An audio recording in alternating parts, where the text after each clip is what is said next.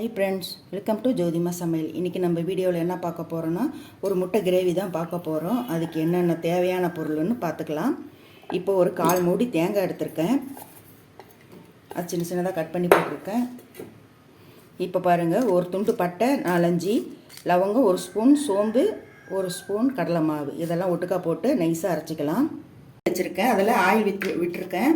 இப்போ அதில் கொஞ்சம் மஞ்சத்தூள் போட்டுக்கலாம்.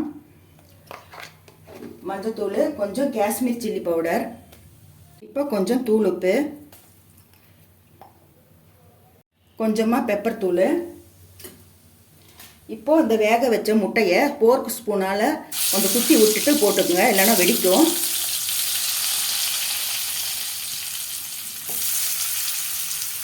போட்டு நல்லா வதக்கி எடுத்துக்கலாம். எனக்கு கொஞ்சம் கலரை பிடிச்சிட்டு இருக்கும், நல்லா பார்க்குறதுக்கு சூப்பராக இருக்கும், அதுக்காக தான். இப்போ இதெல்லாம் வதக்கி எடுத்து வச்சுக்கலாம்.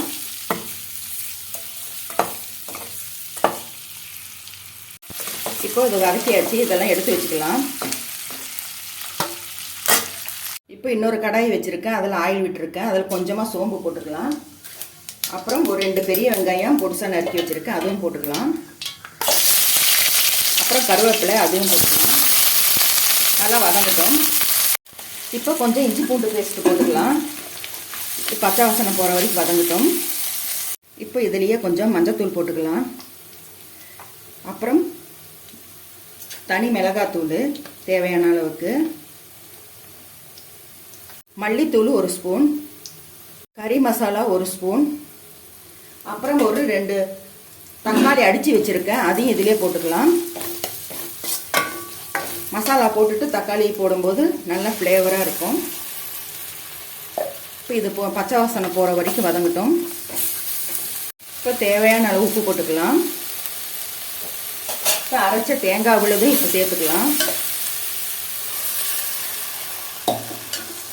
நல்லா கொஞ்சம் நேரம் கொதிக்கட்டும்.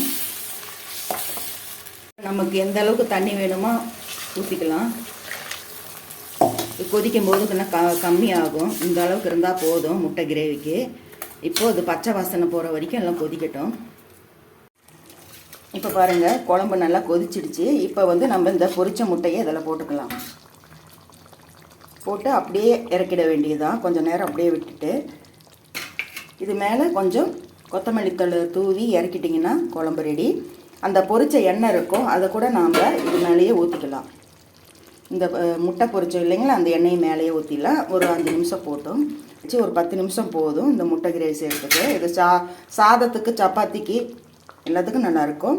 இந்த வீடியோ பிடிச்சிருந்துச்சுன்னா ஒரு லைக் பண்ணுங்கள், கமெண்ட் பண்ணுங்கள். மறக்காமல் ஜோதி அம்மா சேனலை சப்ஸ்கிரைப் பண்ணிக்கோங்க. மீண்டும் உங்களை அடுத்த வீடியோ சந்திக்கும் வரை பாய்.